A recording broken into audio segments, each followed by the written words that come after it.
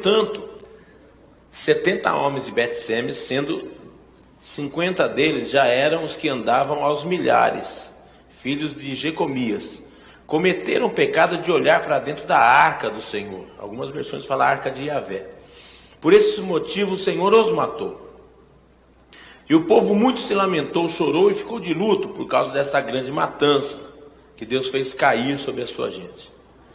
Então os habitantes de Bet-Semes exclamaram: quem poderá de agora em diante permanecer na presença de Yahvé, o Deus Santo? Para quem deveremos enviar a sua arca a fim que ele se afaste de nós? Em seguida mandaram mensageiro aos moradores de Quiriat-Jearim com essas palavras: os filisteus restituíram a arca da aliança ao Eterno. Descei, portanto, e levai-os para vós. Agora o 7. Então os homens de Quiriat-Jearim, cidade de Jearim, vieram para levar a arca do Senhor. Eles conduziram a arca para Abinadad, na colina, que consagraram seu filho Eleazar para guardar a arca. O dia que a arca do Senhor foi instalada em Quiriat-Jearim, um longo tempo se passou, foram 20 anos, e todo o povo de Israel clamava e buscava o Senhor por meio de súplicas. E aconteceu que Samuel declarou a toda a casa de Israel: se é de todo o vosso coração que desejais voltar para Yahvé, o Senhor, tirai imediatamente do meio de vós os deuses pagãos, estrangeiros de todas as imagens da deusa Astarote. Dedicai inteiramente o vosso coração ao Senhor e adorai somente a Ele. Então Ele vos livrará da mão dos filisteus. Em seguida, todos os israelitas jogaram fora suas várias imagens de Baal, Astarote e outros deuses e passaram a reverenciar exclusivamente a Deus, o Senhor. E Samuel prosseguiu proclamando: reuni, pois, todo Israel em Mispa, para que eu possa interceder por nós perante o Senhor. Reuniram-se em Mispa, tiraram a água, derramaram diante do Senhor, jejuaram naquele dia e confessaram: pecamos contra o Senhor. E foi em Mispa que Samuel passou a julgar e governar todo o povo de Israel. Logo que os filisteus foram informados que os israelitas se haviam reunido em assembleia em Mispa, os príncipes líderes do filisteu subiram com o objetivo de atacar Israel. Sabendo disso, os filhos de Israel sentiram grande medo dos soldados filisteus. Correram para Samuel e lhe rogaram: não cesse de invocar o nome de Yahvé, o Senhor, o nosso Deus, para que ele nos salve da mão dos filisteus. Então Samuel tomou um cordeirinho, ainda não desmamado, e ofereceu inteiro como holocausto ao Senhor pelo povo de Israel. E o Senhor, Yahvé, o ouviu e respondeu à sua oração. Enquanto Samuel estava queimando completamente o sacrifício que oferecia a Deus, os filisteus atacaram Israel. Mas naquele dia, porém, o Senhor trovejou com fortíssimo estrondo contra o exército filisteu. Colocou todos os soldados em pânicos e foram derrotados por Israel. As forças militares de Israel saíram de Mispa, perseguiram os filisteus até uma região localizada abaixo de Bet-Car, exterminando-os pelo caminho. Então Samuel mandou que a pedra fosse erguida entre Mispa e Sem, e deu-lhe o nome de Ebenezer, que significa rocha do socorro, querendo dizer: até aqui nos ajudou o Senhor. Amém? Senhor, a tua palavra foi lida. Conhecimento humano é muito pouco para que, com um argumento que nem está escrito, eu poder alcançar a vida de todas as pessoas. Mas nessa manhã, em nome de Jesus, eu te peço que me tomes em tuas mãos, para que a excelência da palavra venha do Senhor sobre a minha vida, enche o meu coração, para que alcance todas as vidas que estão no templo, aquelas que me assistem ao vivo pela internet agora, e quem um dia assistir esse culto gravado pela internet. Que essa palavra venha nos abençoar, essa palavra venha nos exortar, essa palavra venha nos consolar. Eu sei que tu tens esse poder sobre as nossas vidas, é assim que eu oro, em nome do Senhor Jesus. Amém? Por gentileza, se assentem. Assentando, eu queria que você aplaudisse e glorificasse o nome do Senhor.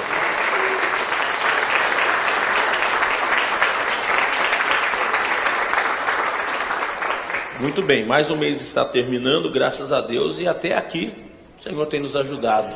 Amém? Quero que você entenda, as coisas de Deus, elas não são bem-vindas para quem não tem o Espírito Santo. Vou falar um pouquinho de coisas espirituais do Novo Testamento, de vez em quando eu vou linkar com o texto que nós lemos para você entender como é que é. Essa arca, ela havia sido roubada pelos filisteus, porque eles roubaram a arca porque Israel ganhava todas deles. Então pegaram a arca e levaram para eles. Só que a arca na mão dos filisteus virou maldição, porque Deus não tinha pacto com aquele povo, porque aquele povo não entendia quem era Deus. Aquele povo era um povo insolente, um povo briguento, um povo sem reverência, um povo assim, maldito. E a arca no meio deles não fez bem nenhum para eles, inclusive começou a trazer problema. Um pouco antes deles soltarem a arca, veio aí uma praga de ratos lá, deu um rebu. Depois você lê melhor lá, só vou dar uma pincelada que eu quero terminar antes do meio-dia. Vocês estão animadinhos, hein? Eu vou terminar 10h15, depois vocês me levam para o almoço, amém? Vai sair uns 4 almoços, tá? E aí tiraram dessa cidade, mandaram para aquela primeira cidade que nós vemos. Mas a arca tinha toda uma programação. A arca tinha que ser conduzida, ela tinha todo um procedimento. Essa era a palavra. A arca tinha que ser conduzida de um jeito certo, tinha um procedimento. Lá no Êxodo, um dia você, hoje está fácil para achar, procura que você vai ver como que era a estrutura da arca. E dentre as coisas, não podia se abrir para olhar dentro, que lá dentro tinha algumas coisas do povo de Israel. Nessa outra cidade, eles abriram para ver. Aí o texto diz que Deus matou aqueles homens. Eu quero que você entenda da seguinte forma: Deus não pode fazer o mal. Então por que esses homens morreram? Morreram pela desobediência. A mesma desobediência que colocou Satanás fora do céu. A mesma desobediência que 1/3 dos anjos caíram. A mesma desobediência que esses homens abriram a arca para olhar dentro. Não era para morrer. Se Deus não matou e morreram pela desobediência, quem mata? Satanás. João 10:10, o que fala? Parte A: o ladrão vem senão para matar, roubar e destruir. Então entenda isso. A mão de Deus, ela é abençoadora. Por isso que existe procedimento. Como existe, irmãos, o procedimento está inserido na vida de todas as pessoas todos os dias. É que nós não nos atentamos. A nossa cultura não nos levou a atentar a procedimentos. Você tem procedimento para dormir, você tem procedimento para levantar. Ah, pastor, mas isso não está em nenhuma norma. Tem a norma da tua vida. Você tem um horário para levantar. Se você é uma pessoa que acorda todo dia no mesmo horário, você vai começar a perceber que você não está ficando louco, mas você acorda primeiro do que o celular despertando. Antigamente, quando tinha aqueles relógios, né, que a gente... Tem coisa que vai sumindo do mundo, né? Sumiu aquele despertador de corda, né, com aqueles campainhos assim... Neguinho tacava travesseiro, viu? Não briga com o despertador, você tem que trabalhar. Você acorda antes, porque é um procedimento. Tem gente que levanta, tira o pijama, coloca a roupa. Tem gente que levanta, já vai para o banheiro, faz a sua higiene pessoal. Aí as mulheres levantam, lava a franja, pega o secador, seca a franja. Eu sei de todas essas coisas. Principalmente eu que convivi com muitas mulheres na minha vida. A esposa, 2 filhas, 2 netas, né? Bastante.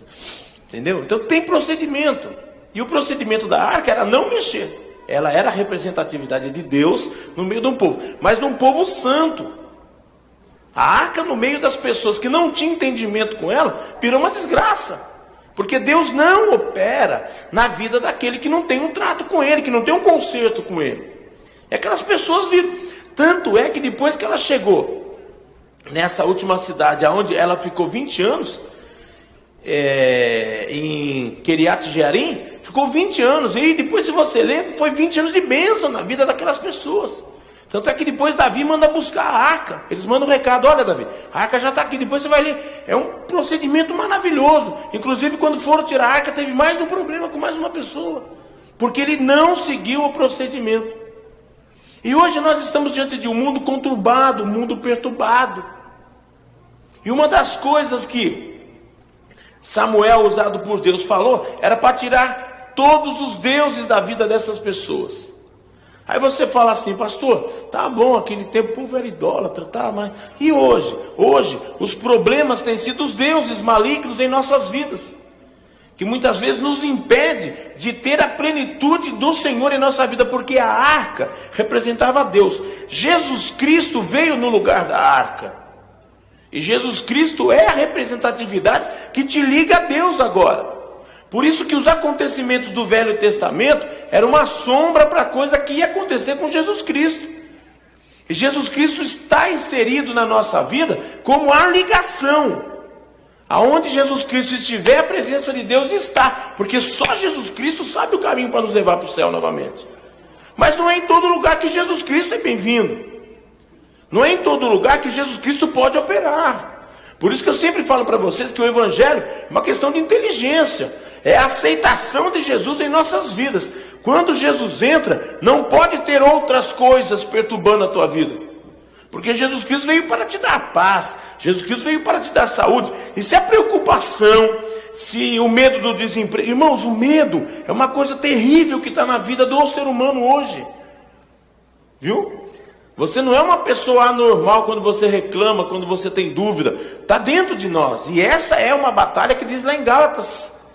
Que a carne e o espírito batalham o dia inteiro. Porque Deus está querendo implantar Jesus Cristo em nossas vidas. Mas Ele não é por força, Ele é por aceitação. No momento que você o aceita, você tem que ter o procedimento dele. E quando esse povo saiu, Deus ia suprir as suas necessidades. Mas eles tiveram medo, vão ficar com fome. Então orou, aí veio o maná do céu. Eles começaram a pegar o maná do dia, em vez de comer no dia, guardaram um pouco para o outro dia, apodreceu. Sabe por quê? Porque Deus é suficientemente capaz de te abençoar todos os dias da tua vida. Você não precisa se preocupar para amanhã. No Novo Testamento, a Bíblia já fala assim, não se preocupe com o dia de amanhã. A cada dia já tem o seu mal, se livra desse mal. Deus, desses deuses, viu? Porque idolatria não é apenas uma imagem. Por exemplo, eu vou adorar essa câmera aqui que está me transmitindo agora. Nossa, porque sem a câmera, né? As três câmeras, sem elas eu não sou nada, viu? A essência não está aí. Às vezes nós estamos sendo idólatras com o emprego. Às vezes nós estamos sendo idólatras com o nosso salário. Às vezes tem deuses dentro da nossa casa e dentro da nossa vida que são invisíveis, mas estão dentro das nossas vidas. E hoje o maior deles é o medo. As pessoas estão com medo. Medo de passar fome, medo de passar necessidade, medo de ficar desempregado. E isso é uma coisa que vai crescendo dentro da tua vida. A ponto de daqui uns dias você começar a ficar desesperado. A ansiedade. Você já percebeu isso? Ai, meu Deus do céu. Eu estou desempregado. Eu mandei um currículo. E a mãozinha fica assim. Você já percebeu? Olha em criança quando vai conversar com você. A criança fica assim com o dedo, né?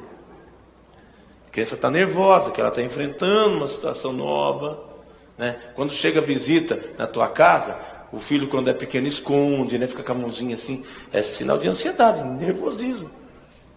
E no mundo espiritual, nós não precisamos ter isso, porque o Senhor Jesus Cristo, Ele tem a capacidade e o poder que foi dado por Deus para suprir todas as nossas necessidades e nos abençoar a cada minuto. E não está acontecendo, e pode ser que nós não estamos tendo acesso a isso, se nós nos comportarmos que nem aquelas outras duas cidades. Eles estavam com uma coisa estranha dentro deles. Porque não adianta você, por exemplo hoje, você sabe que existe Deus Pai, Deus Filho e Deus Espírito Santo. Deus, Senhor Jesus Cristo e o Espírito Santo. Você sabe que ele existe, mas por que não está se manifestando então na minha vida? Irmãos, e Deus se manifestar em nossas vidas não quer dizer que não tenhamos problemas. Aliás, quem fala isso é um mentiroso. E quem é mentiroso, aliás, eu preguei sexta-feira sobre isso. Quem é mentiroso torna-se filho de Satanás. É filho do diabo quem mente.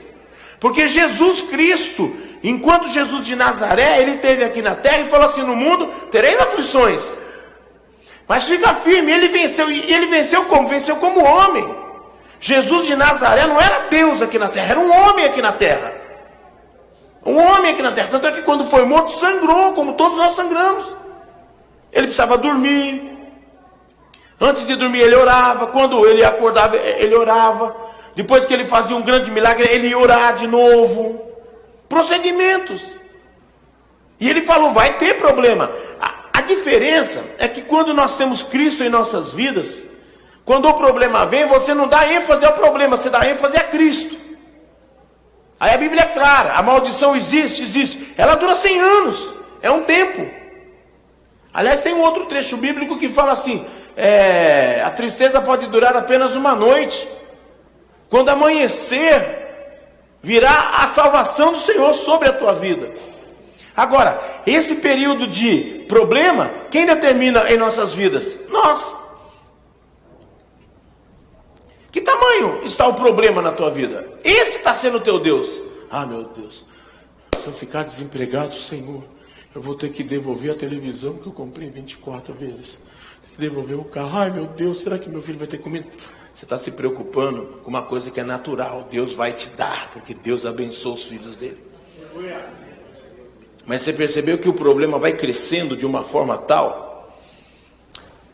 Nós temos um espaço físico aqui dentro do templo, né? Porque a igreja é você, viu?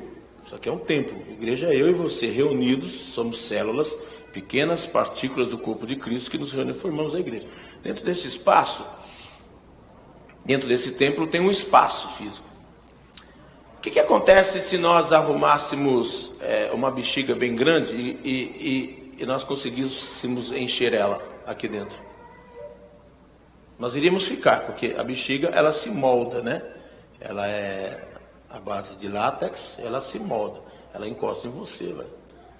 Vocês conseguiriam me ver e eu viria vocês? Não, estaríamos aqui, você podia até ouvir o som, mas a imagem ficaria obstruída por um produto que se encheu dentro desse espaço. O teu cérebro é um espaço. É um espaço que é para ser dominado pelo Senhor Jesus Cristo. O problema é a bexiga que você vai alimentando o medo.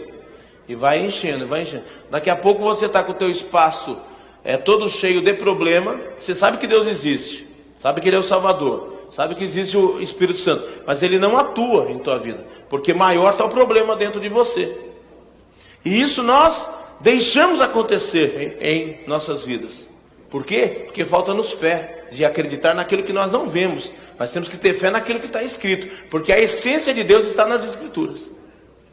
A essência de Deus não está no sacrifício, porque o sacrifício do Velho Testamento, por exemplo, quando a arca chegou, o que Samuel fez?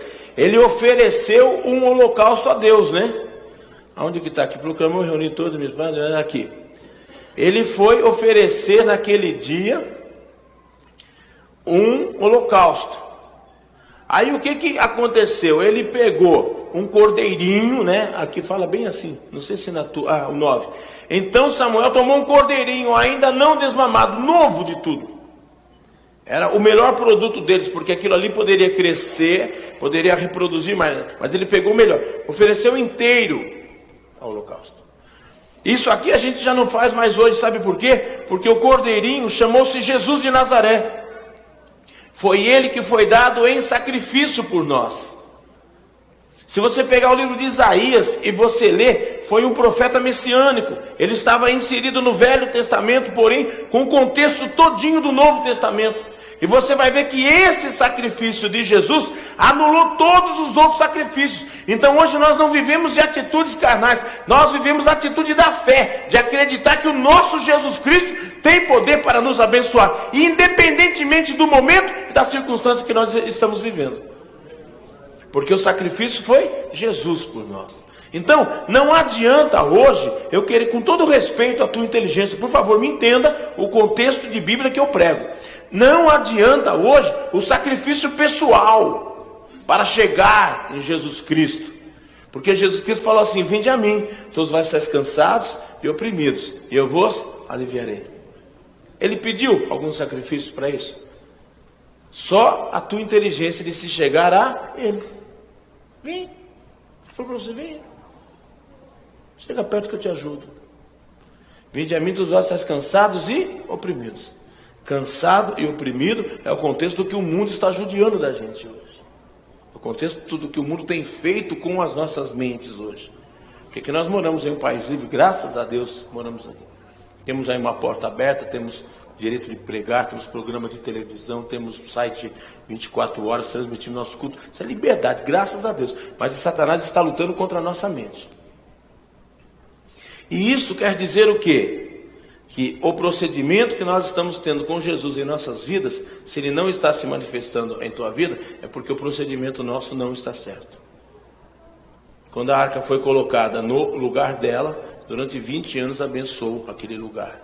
Eu quero que você entenda, Jesus Cristo hoje está no teu coração para te abençoar, não por 20 anos, mas pela vida inteira.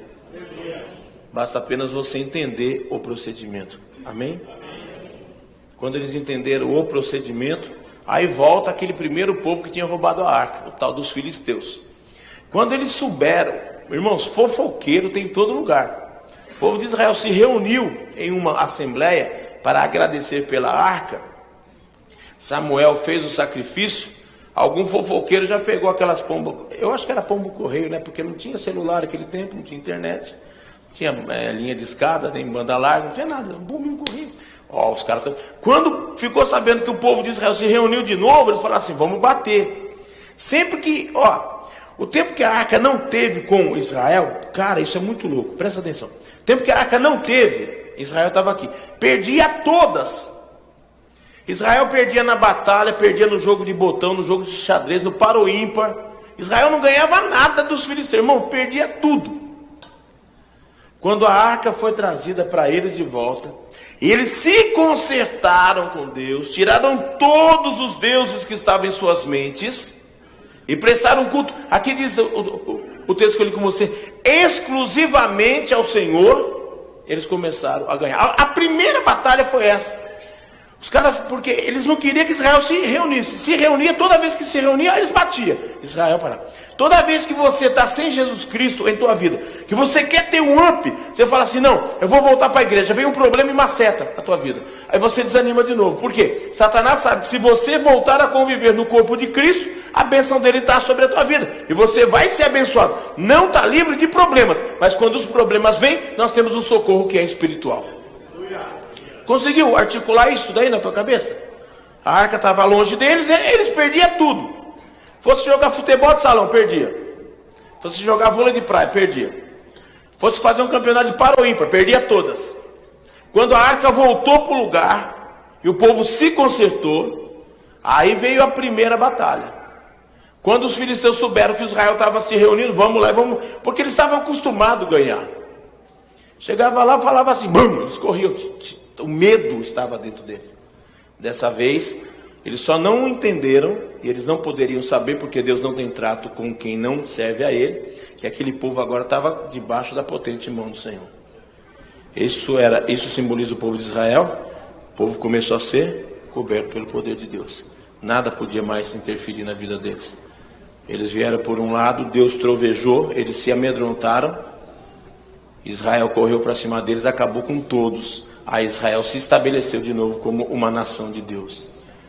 A palavra profética hoje para a tua vida é a seguinte: os problemas estão aí, as dificuldades estão aí, os medos, as ansiedades estão sobre as nossas vidas.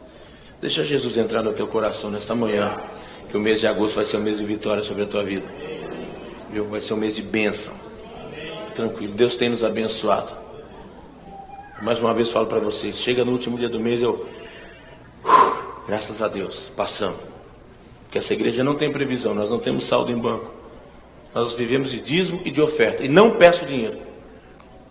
Não peço. Pessoas que estão aqui 12, 13 anos comigo, nunca me viram subindo e falar, irmãos, eu preciso pagar o aluguel. E eu não tenho dinheiro. Não, Deus supre todas as nossas necessidades. E mais uma vez chegamos até o final do mês dignamente. Por quê? A bênção do Senhor está sobre as nossas vidas.